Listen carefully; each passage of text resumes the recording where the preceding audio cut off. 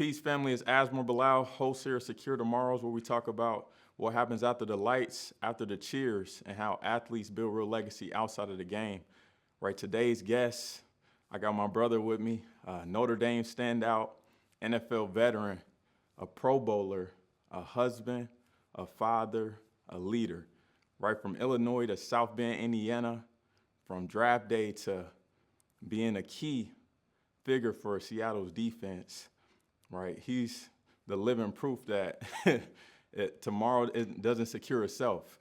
Right, you got to go out there and secure your tomorrows, man. So, pleasure to have you on, man. It's good to see you. It's been quite some time. Here, man, my brother. Yeah, for sure. So, yeah, we here in Seattle. I know I was here. It was beautiful coming out. This is my first time out here for sure. Yeah, how you been enjoying it? I've loved it so far. In my career, I've did 4 in New York, 4 years, and these last 3 kind of just like revitalized my career, kind of my love for the game, and so it's been real fun. And we've enjoyed the people, the food, and just kind of the setting of it all, and so we're in a really good spot right now. Yeah, indeed, and it's beautiful. You got the hills, the mountains, the water. It's a lot to take in and absorb. It's a lot, especially coming from the Midwest. It's flat land. So I think every time I land here, just seeing the trees is like, all right, this is like edge of the world almost, like beautiful. Yeah, no doubt. But yeah, man, let's rewind it back. Man, one of the things as I was heading over here and I thought about was, and we never spoken about this, but my freshman year, I was number 27. Yeah. And I know Chris Fink was 27 as well, but you came in as 27. What was kind of the inspiration behind the 20? I never asked, but I just want to know, what's the inspiration behind the number? So, they give you when you're coming in as a recruit what numbers you want, and so I wanted 20. I wore growing up. I picked it when I was a kid for like Barry Sanders. I loved Barry Sanders when I was a young kid. Which I don't know why. My dad just must have been showing me old highlight tapes. So I wore it all growing up, all through high school, and so I'm like, I want 20. And then back of options, I'm like, all right, 21, 7. I've worn nothing other than 20 my whole life, so I was just throwing out numbers. And Sean Crawford was number 20, stud player, obviously our guy. So they're like, you can't have that. I think they just combined 20 and 7 and just gave me 27. Because you switched, right? You just chose to switch? Yeah, same situation. And so, they kind of just gave it to me. And then I kind of just rocked out with it. And I was like, I'm not going to change. I think I'm made a name for myself in the number. So, that's how it came about. Yeah, you suited it well. Yeah, I want to say Coach Lee always talked about wherever you are, just want to lead that situation even greater. And I know the 27 was passed on, but you did your thing for sure. Yeah, I love that about Notre Dame too, because we didn't have the last names on the jersey, so it was like really felt like somebody was like, you were like, I got your jersey. It felt like, and then I passed it on to, I think it was JD Bertrand wore it after me, and he mentioned it to me when I saw him recently. I think that was always really cool and special. It's like you can like see the lineage of just a simple number on jersey. That's big time. Yeah. But yeah, man, so I know you accomplished many things, right? I kind of mentioned it already, Pro Bowl. Had a multi-year extension, right? So you accomplished a lot. But let's kind of rewind back for you, man, just a little bit about your story and kind of your motivations behind it, right? What's kind of been your motivation as far as just to even get to this point that we are today?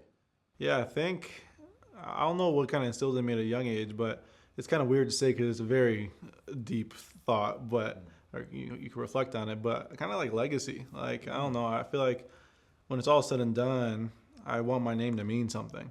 And it doesn't necessarily have to mean like I want to have all the stats filled in the record books. It just means like when people like speak my name, I want them to like feel a certain way of positivity.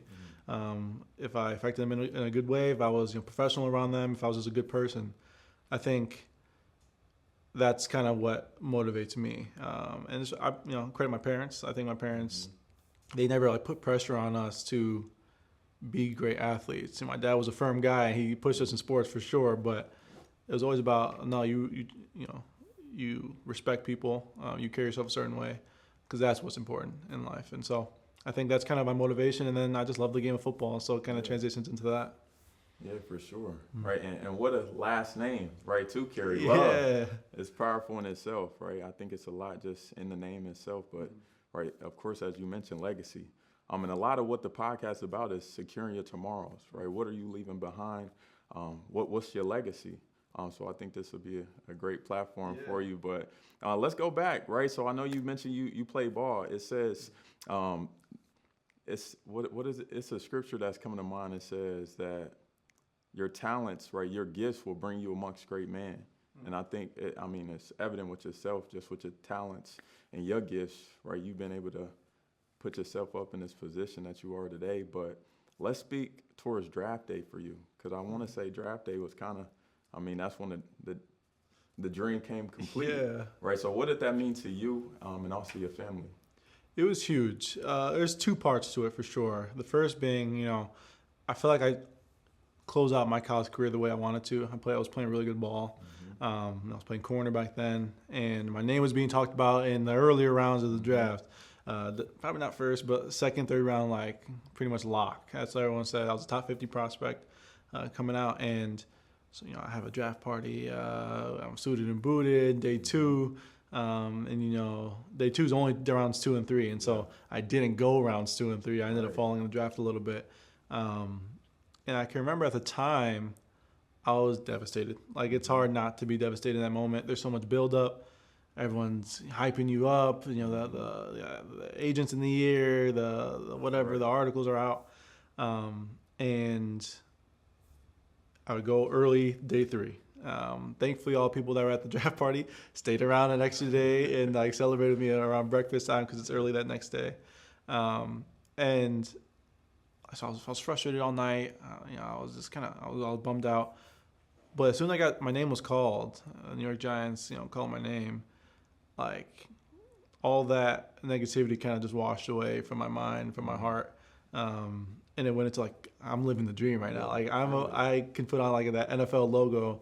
I'm a part of this, and I know the work's going to be the work. I'm always confident in myself, but I was just to see my parents crying, my brother sprinting across the street because we didn't have a Giants hat, so he ran into Lids or something to get a hat quick.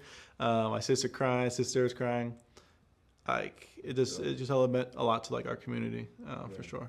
For sure, right? That's a dream come true, and I think of course that is devastating, especially with the talent that you had.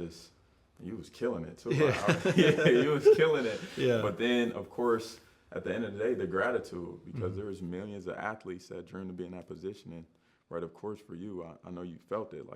I'm actually here. I just did something life-changing for me and my family.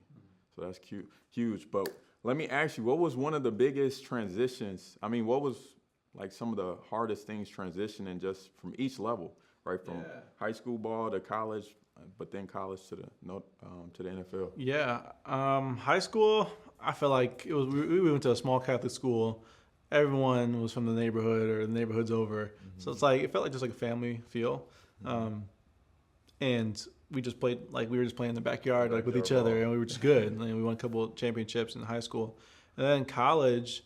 I don't know what kind of put it in my mind that I'm probably one of the lower recruits in my class. And if you remember my class, there was a lot of great names and guys who played in the league, a lot of them.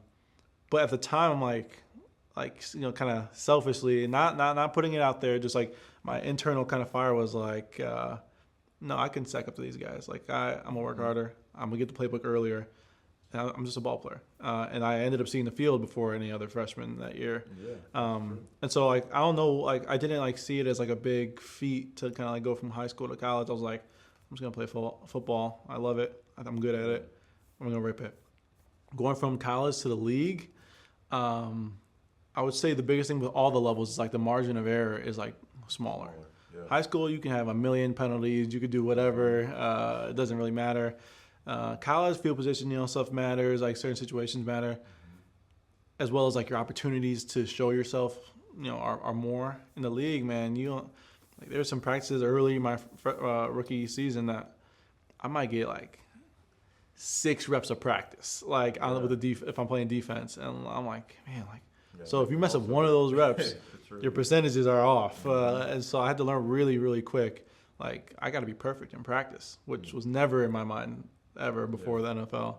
I got to be perfect in practice, and I got to be out there in special teams, just trying to kill it, just to get myself, a shot. And so I think that's kind of my natural progression of becoming a professional about this. This is my job now. So. Right. So just with that small margin, like what techniques or what things kind of helped you to be able to be successful, right? Yeah. Because I mean, we've gone to each level, but we also rose to the top as well, right? You was a captain in the NFL. So what techniques or what are some of the different mindsets that you had to carry in order to be able to be excellent to execute on that? I think you hit it like what really was a mindset part of it. Athletically, I'm not whatever the fastest, strongest of anything, but I'm like good enough at everything to be dangerous, pretty much.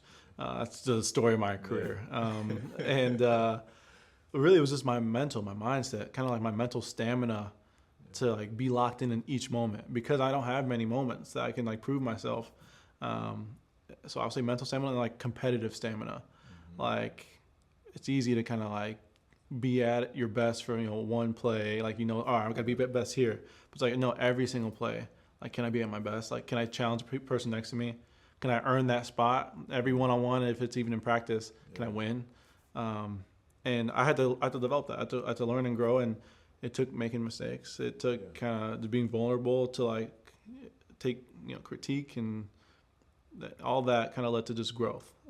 So thankfully, I kind of just let my ego aside as much as like it's hard for us kind of football players to let ego go. But I knew what I wanted to get. So early in my career, I just needed to push that aside and just grow. That's crazy. I was talking to Sean Crawford before I came, and I'm like, what was it about? Because y'all was in the same room. Yeah. I was a linebacker, but Yeah. I was still able to observe the greatness. But I'm like, what exactly is it with Julian Love? Like, as you mentioned, it's not like you the fastest guy out there, but you was a dog. You was making the tackles. You was getting picks, forced fumbles. So I was trying to pinpoint it myself. I'm like, what is it that makes him great? But that feeling, it's funny. Like just talking about kind of my internal fire, like that feeling you just described is like what I live for. Yeah. Like I present myself a certain way. Somebody recently in the DV room here is like you're just extremely polished, and like I try to operate that way, but on the field I love the element of surprise of like.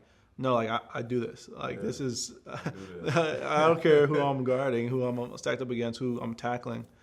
I'm just a football player. And I don't know. I think it was just constantly being around the ball. Sean was great about it because I was able to learn from him. He was always around the football.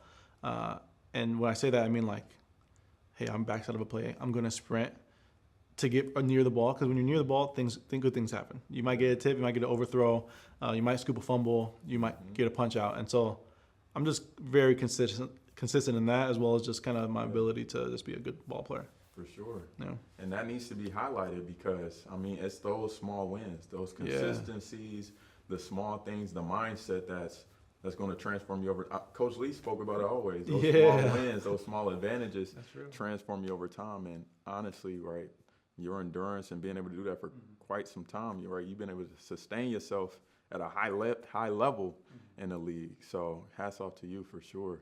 Thank you. But a lot of what we talk about on Secure Tomorrows is securing your tomorrows. A lot of what it truthfully is about highlighting, right, what are you doing proactively while you're still active to make sure that, right, you still are able to sustain your family and leave a legacy for them.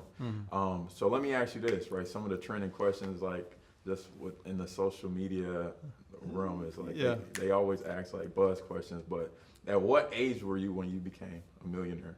Oh, that's a good question. I don't know what qualifies you as a millionaire. I guess it's $1 million in your account. So I left college early, as you remember. I left after 3 years. I had a chance to go to the draft. I did. So I was a rookie at 21. So I was a kid out there, and I had to grow up pretty quick. And so, say that's the first year of your rookie contract. At the 4th year of my rookie contract is when I finally saw 7 figures in my account. Year 4?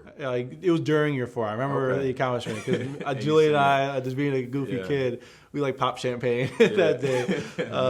But I mean, I think you'd be surprised that you see these big contracts, but I was in New York, so 50% of that was out the window quick.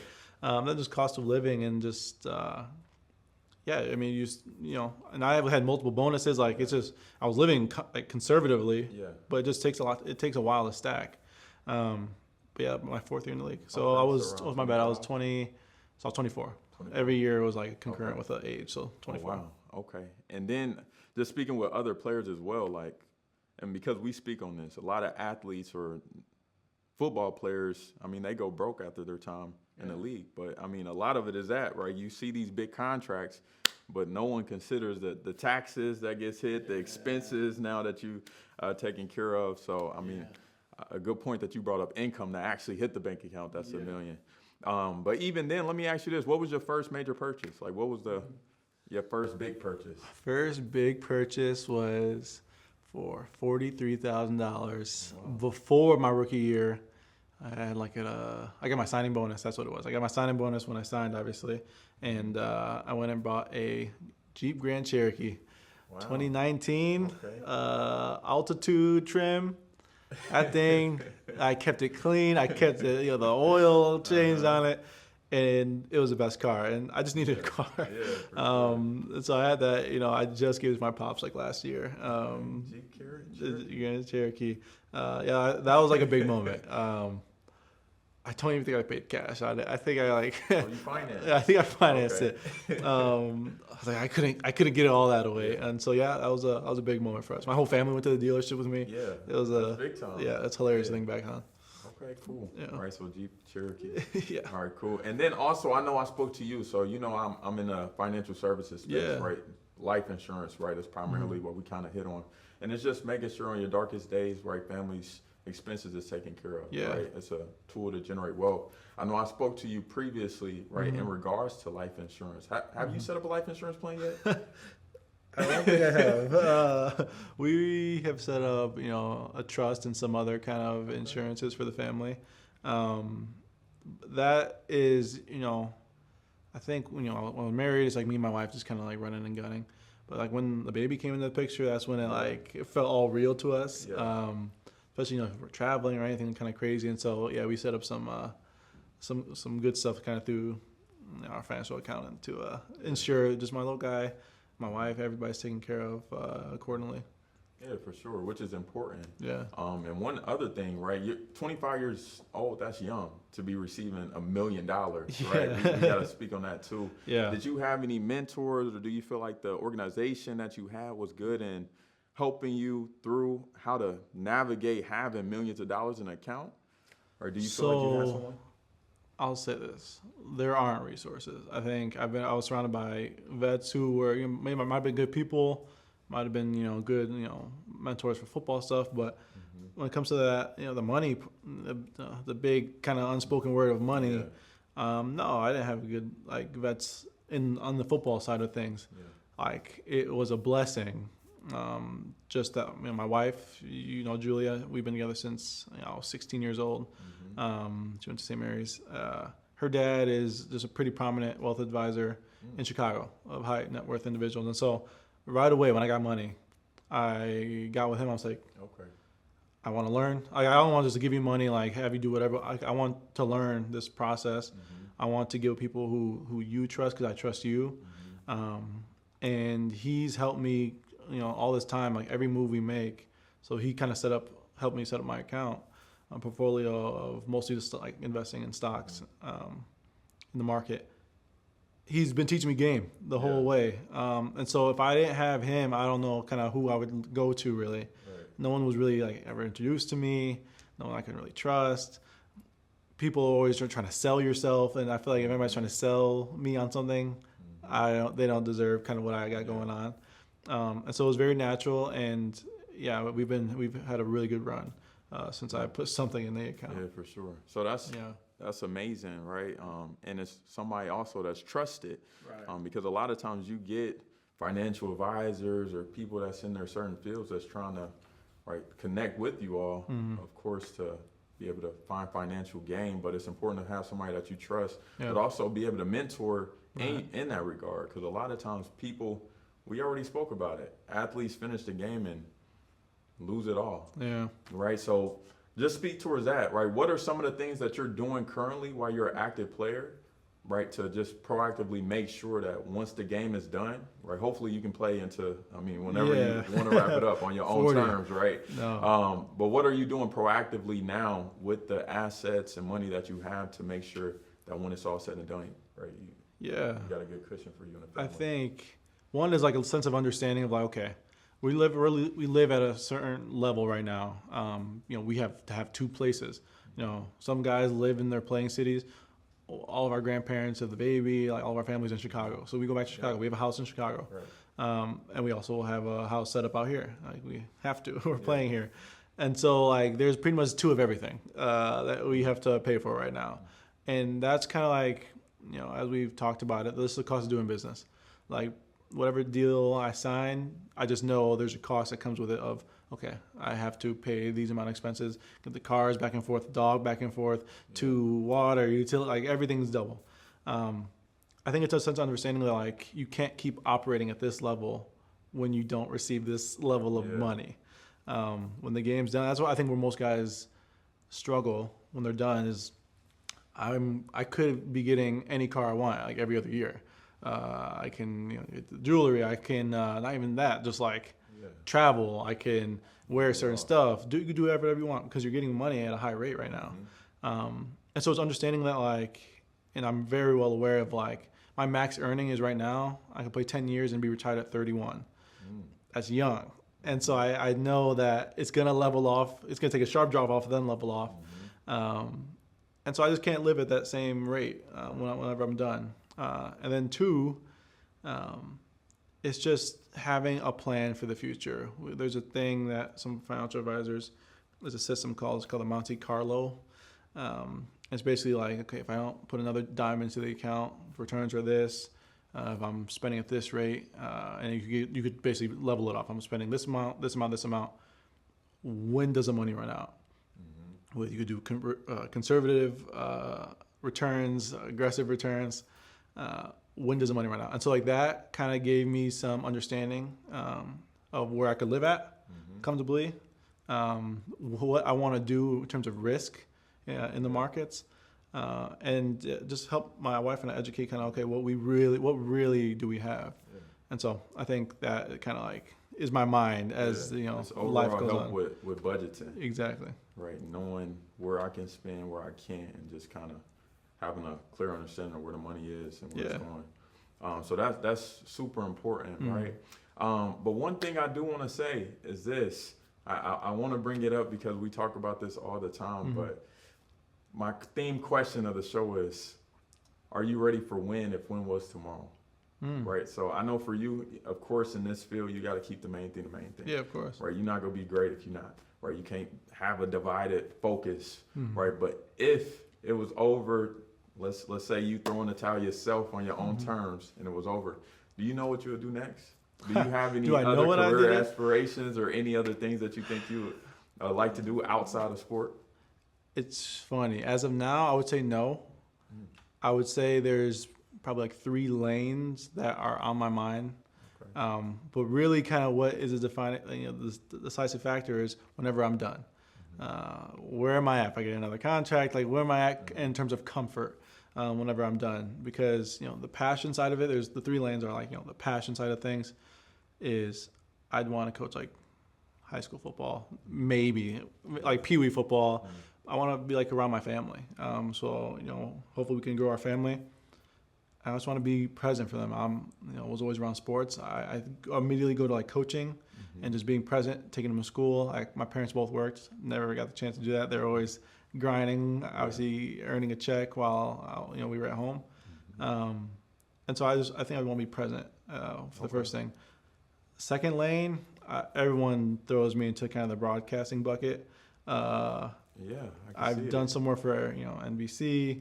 Around Notre Dame stuff. I do some things kind of locally, and I'm always kind of recommended for different kind of boot camps and in that space. I think I could be good at it. I think that I've traveled for a large part of my life in terms of for football. And I don't know if I want to jump right into that. I think I'm a homebody, so at that first lane that calls to me. Being present. And third lane, say if I was like wanting to make some money. Because I have such a good mentor in the financial advisory space, I would do that. I think I have a good story, have charisma, and I think I could be successful at it. If I was like, we want to make some money. And so that's kind of like the broadcasting bucket, the money bucket, and then the passion bucket. Those are the three that I don't know at this right now what I'd want to do. I love the buckets. I like how you kind of already have that organized. It's thought about. Yeah, for sure. It's definitely thought about. I know the first thing I would do is probably get into therapy whenever I'm done playing, because it's tough for guys when that game stops. And so I know it. So I got to make sure I have some resources to help me out when I'm done. Okay, that's big time. Yeah. And I always ask the question because, right, the NFL, I mean, it comes to an end, right? No matter if you play 20 years in the league, 10 years, guys are going to have to come face to face with that transition. So for me, I'm in a sales space, and honestly, even broadcasting now would be a great space, because what I mentioned to them is you got to, whatever you transition into, you got to be able to leverage the same skill sets you develop in sport, right? I think that's what's going to help you ascend wherever you go. So for us, right, we're in sales, but I try to help guys be able to understand, like, use these same skill sets to create the career for you next. Just go take that same mindset, the same, that's real, right, all the stuff that you learned. Team building, competitiveness. I think kind of building off that, like, the best part about being a football player or growing up in football is like the locker room. Like, we had dudes, back in college from all over the place, all different parts of the country, act a certain way. It was very diverse and very different. And you just kind of find a common ground. And so I feel like in the workplace, like, that is important. And not everybody has that. And so, like, if you're part of a team in a high level, like, that's definitely a skill set. Like, it kind of goes beyond just the game. And then congratulations. I know you got your son, your boy Noah, right? If you could just speak on that a little bit. How has that been, just being able to juggle both being a father, a first-time father, as well as being able to still pursue greatness at a high level with playing football? Really, the biggest thing I think that kind of like just stuck out from just having a baby, obviously I love my son. He's the best. I'm sure, I would hope every parent thinks that about their kids, but my guy is the best. And I don't know, it's weird. It kind of freed me up in a way around football. I feel like, when you do this at a high level for a while, like, it becomes like the main thing. Like, your whole mood, like, you feel like maybe a little bit of your worth is put into, how well you played or what you're doing on the field. Like, it's a natural thing. And I didn't realize I was in that space, but everyone gets in that space. And then when I had, my little guy, it gave me a whole different sense of perspective that was kind of like a breath of fresh air.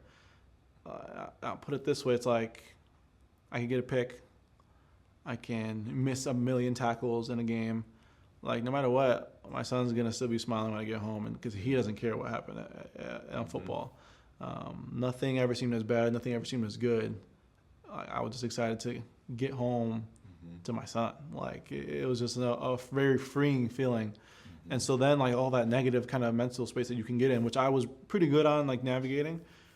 But there was it's all eliminated. Like, I don't care. Like, I'm gonna go hard, whatever. But I get to go home to my son. Like, and so I think it was a great time. We had him during a tough time of the year, but it somehow in that tough time freed me up for the playoff push, and I earned a lot of what I have now in that time. I was just playing so out of my mind, so free, because I'm worried about my wife and our baby. So it was very powerful. And I think that's huge that you hit on that, because, I mean, one of the things that you was kind of referring to is a lot of time in sport, as an athlete, your identity gets wrapped into ball. Right? Everything that you do revolves around ball. Your family, your friends, they recognize you for it. So it's very easy to get caught up in feeling like this is it. But for you to be able to, right, transfer that over to, no, I actually have a son, a family, other things that, right, produces the why and purpose behind it. I think that's, right, very motivating and inspiring in itself. Yeah, it was incredibly a powerful thing that I never felt before, and it's just carried with me now. Yeah, for sure. Yeah. Truly. Right. So, I mean, thanks for hopping on. Yeah. The next thing that I do want to ask you, this gonna be my final question, is, I mean, you're killing it. You're killing it in the transitions, right? That's one of the big things that we talk about, is just the transitions. So for you, of course, you went to high school, you went to college, you killed it. You went to college, right, and now you on a multi-year Yeah. extension. If you could just give advice to those who may be discouraged in regards to transitioning, or Yeah. those who are facing transition or doing a retirement or whatever the case is, what are Yeah. some advice or techniques for somebody transitioning to something new that they could be able to carry along? Yeah, I think first, you gotta get your mental right. I was talking with Matt Forte this summer. Still in the Chicagoland area, and he was saying that people need an outlet. Like when players are moving, away from the game specifically, like we're used to doing a physical thing, every fall since you were 6, pretty much. It's just like in your, like, if you might not think it, but like if you sit around long enough in the fall, that first transition period, you're gonna feel like pent up, maybe a little anxious, just like not normal because you don't have an outlet. And so he said guys usually, in that space need a physical outlet, and whether it's working out, whether it's golf, something, to also boost your competitive nature, because that's just, you got to ease that out of it. And then, for wives or spouses, they talk about like a social outlet, because the wives face it too. My wife's going to face it too when we're done with the league. Yep. And so that's my advice. I think just have a plan. The game's going to be over for all of us. And the next thing is going to be big and scary. I think just attack it. Don't kind of run from it. Seek advice when you need it. And just have a plan. Just have a plan for what's next. Yeah, for sure. Yeah. Well, all right, brother. I think that's Let's go. good. Thanks for having me on. Thank you. Thank you for having me. Sure. Yeah.